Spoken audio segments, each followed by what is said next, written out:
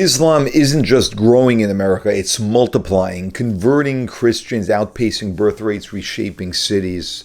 These are the ways that it's growing. But what you're about to hear from this Muslim woman, it left the reporter speechless, and it should concern every freedom-loving American. We're going to get radical, hardened, militant Islamists to come into America. Islam is the #1 growing religion here in the United States. Yeah. Why do you think that is so? Do you think Islam will eventually overtake Christianity here in the United States? Worldwide, not just the United States. I think Islam hates us. The rise of Islam is real here in the United States. It's the fastest growing religion across America, and it's nearly doubled in size over the past 2 decades, and with Muslim women averaging 3.1 children compared to 1.6 for the American average, Muslims aren't just outpacing the nation in birth rates, they're also out-converting Christians. Nearly a quarter of all U.S. Muslims are converts, and most of them used to be Christians. While Christian churches are losing members, mosques are gaining members, and they're keeping them. And today I'm here in Minnesota, home to one of the largest Muslim populations in all of America, to witness the rise firsthand. I'll be speaking with Muslims, Christian Americans, all Americans, entering in the mosque, asking the questions you guys want answered, from 9/11 to Sharia law, everything in between. There are no questions that are off the table for this video. And if you're a Christian who believes in Western values, this video might be a wake-up call to you to reignite your faith and spread the good word. And if you're a Muslim, this video might excite you for the future of Islam here in the United States. I want to apologize to anybody a part of Islam beforehand. If I do not use the correct verbiage or phrasing, I apologize. I'm not too familiar with the religion. So today we're going to be learning more, speaking with people, and seeing the rise of Islam here in the United States. And now, let's hit the streets and see what's happening. And to see the rise of Islam firsthand, we head to Cedar Riverside in Minneapolis to see how much the Islam community has grown inside of this community inside of America. What's it mean to you to be a part of Islam here in the United States? Well, I think Islam is a religion for the humanity, for everyone. Islam in America growing, it's not something to do with us, it's something to do with God.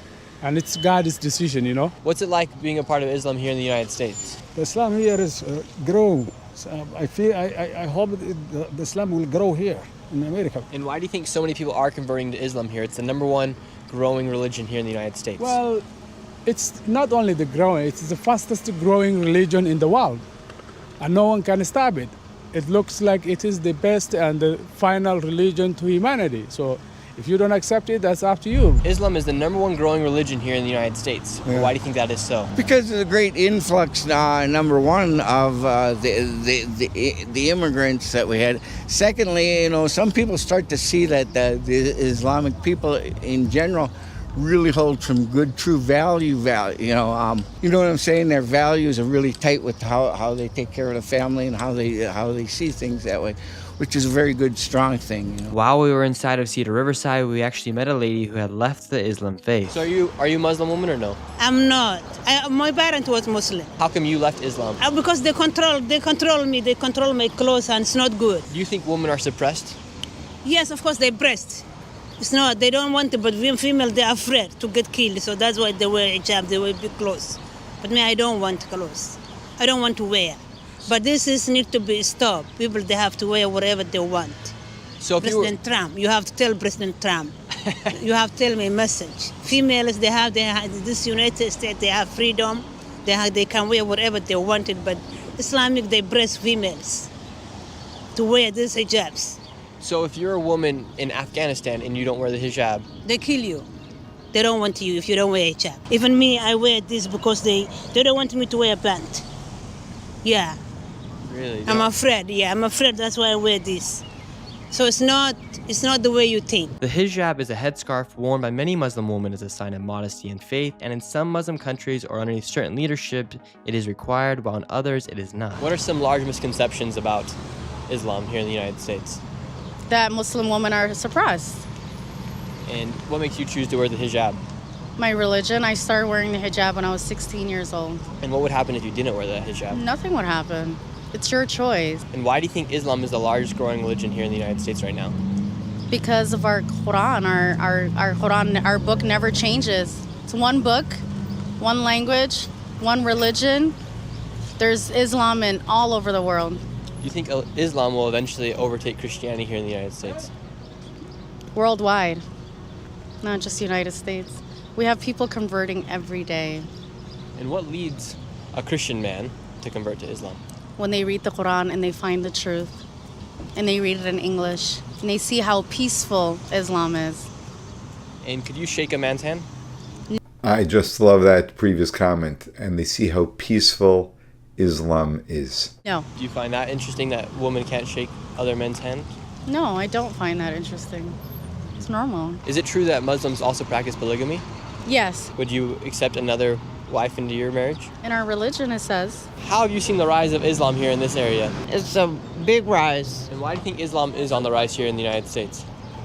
because of a lot of Somalians come here from East Africa, and so they come here to practice Islam because it's safe. Minnesota is home to one of the largest populations of Somalians, and America accepted thousands of Somalis refugees in the 1990s due to the civil war that was taking place. And when they came to the United States, a large portion of them decided to settle in Minnesota for some reason. And now that decades have passed, those refugees have had children, and the Somali population has grown. This also raises the number of members of Islam born into the United States, and also expands the influence of Islam throughout the country. It's projected that Minneapolis is now home to over 200,000 Somalians, and now many of those Somalians are also part of the government, like Congresswoman Ilhan Omar, and now they also have another new person running for mayor of Minneapolis who's also Somalian and also Muslim. And Minneapolis is also one of the only cities in America that permits the Muslim call of prayer to be played out loud for all the public to hear. And right now, if you listen super closely, you can hear the call to prayer.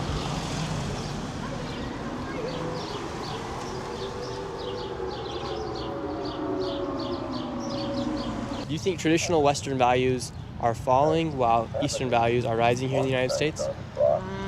I don't know. Yeah, I don't really know. I would say I guess it just depends on what you mean. Traditional Kind of values vague. that brought up the Western world, like Christian values. Would you say those are on the decline while Eastern values are on the uprise here? I guess there's a lot of different interpretations of what Christian values are, so you'd have to be a little more specific. Like the values of the Bible. Yeah, but like people interpret the Bible in different ways, right? So Like the generic teachings, like the Ten Commandments. I don't know. I think it just depends. What's it like being a Muslim here in the United States? I'm not speaking English, only one Somali language. What does it mean to you to be a part of Islam? I don't know, I'm not speaking English very well. How are you? Do any of you speak English? English? No. Can women speak to on camera? No. I kept going because I wanted to speak with some more of the elders here to see if they could share their story about coming here from Somalia and how they've seen the rise firsthand. However, none of them spoke English. How are you? Can I ask any of you guys some questions? No? Speak English? English no. No? Do any of you speak English? I then found someone who I could speak with and ask the controversial questions that many people are curious about. What's it like being a Muslim woman here in the United States? It's sometimes challenging, especially nowadays. And why do you say nowadays? The climate kind of changed because of the political. For instance, do you feel like acts like 9/11 and the use of the word radicalized has put a bad name on Muslims? Absolutely. And what do you say about what happened on 9/11, or those when people say Allah Akbar or things like that? I thought it's tragedy. Would you say that's a misrepresentation of the true Islam, or do you think? It definitely is misinterpretation. True Islam doesn't believe in violence. Or what's the hijab represent in your mind? It represents for you to be a modest, to cover your body for only your spousal, and to leave something for the imagination. What is Sharia law? A lot of people have a conception as to what Sharia law is. What is Sharia law? I really don't like to speak on a topic that I'm not expert on, or I don't know too many things about. After a few interviews, somebody came up to us angry because we were asking people about the rise of Islam inside this community. My name is Dick Shirley. What are you doing? My name is Dick Shirley. I'm a YouTuber. We're doing a video on the rise of Islam here in the United States. The rise of Islam. Yeah, it's the number one converting religion. The rise of Islam. Make it make sense for me. Yeah, it's the number one it's the number one converting religion in the United States, so we're doing a subject on it. The number one converting religion in the United States. It's like the number one growing religion. So. Wait, isn't it after Christ? What? Isn't it after Christ? This guy wouldn't show his face on camera, and this conversation kept going for a few minutes, and he demanded that we deleted the footage of the interviews that we took here on the street. I said no, and he said, you better go and we're gonna make sure you leave. I've never been in a situation like that while I've been filming, where somebody comes out of nowhere and wants to take the footage. I was watching a video prior to this video, and there is a Somali gang war going on here inside of these apartment complexes apparently. I think we just went upon a gang, and I didn't know that they were a gang. And right now, he said, you better leave, and we're gonna make sure you get out of here. So right now, there is somebody following from behind, making sure that we get out of this place.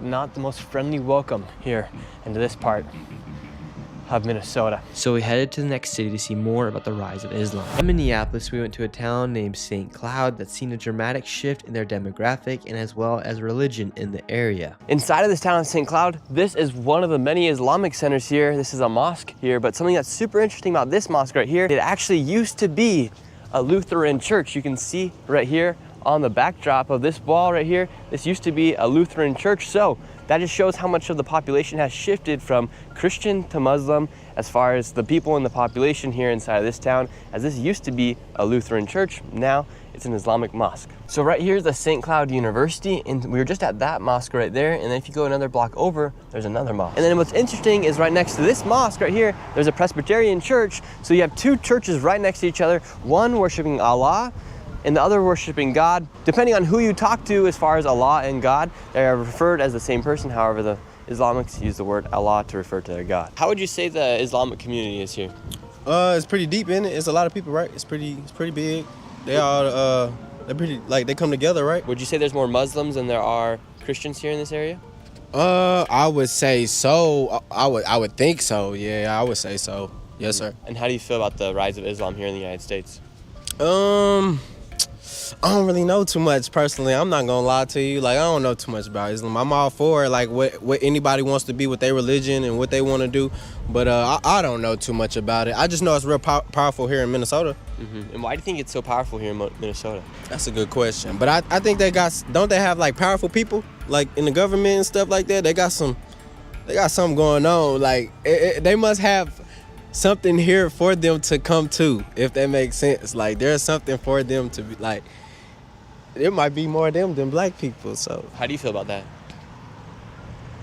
I mean, something is bringing them here. Something is bringing them here. I feel like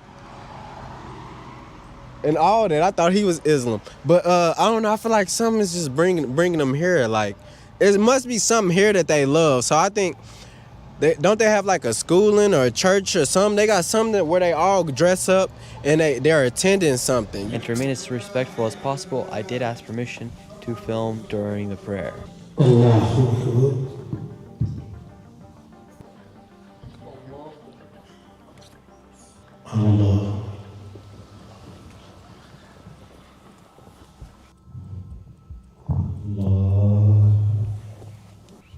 Allah.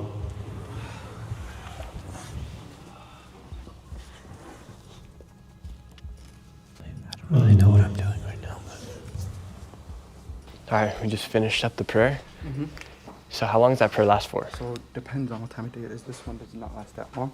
It could last for about 5 to 10 minutes, depending on what we need to do. Do you see the rise of Islam? Yeah, you can say so. There's all different type of ethnicities, all sorts of races, so I guess that's a huge rise. So inside of this Islamic center, there's also a mosque at the very bottom, but then the rest of it is also a school. This building used to be an old elementary school or something like that. Now it's been converted into an Islamic center. Downstairs is the mosque, and upstairs is where the classrooms are at. I'm gonna go have a conversation with one of the kids here who is Muslim to ask him some questions about what people are referring to as the Somali takeover, some misconceptions that I might have about the Islamic faith, and just ask and have an open conversation about what it means to be a part of Islam, and ask some other questions as well. And how many people are you seeing, for instance, like how many white American boys like me are you seeing convert to Islam?